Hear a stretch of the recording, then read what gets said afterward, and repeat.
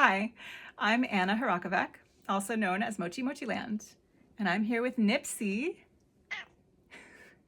to let you know that I've been invited by Longmont Yarn Shop to be a part of their Fiberside Chat series, which is an online event that they do in collaboration with 36 other local yarn stores across North America. It's happening April 30th, and you can sign up at longmontyarn.com. I will be talking about knitting scarves. Just kidding. I will be talking about knitting toys because that's all I do. And I also animate them. So I'll talk about that.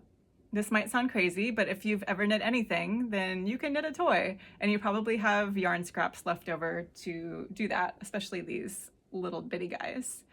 When you're knitting little toys, you can't help but have fun and laugh and get creative. And all of those things are really good for you. They also make excellent gifts for people of all ages and animals. If you're interested in design, I want to talk about that too, because designing toys is a great way to start with design. You can incorporate all kinds of techniques. It's very cool. And of course, I'll talk about animation too. So I hope you will join me on April 30th for this Fiberside Chat. Again, the sign up is at longmontyarn.com. I hope to see you there. Nipsey may or may not be there.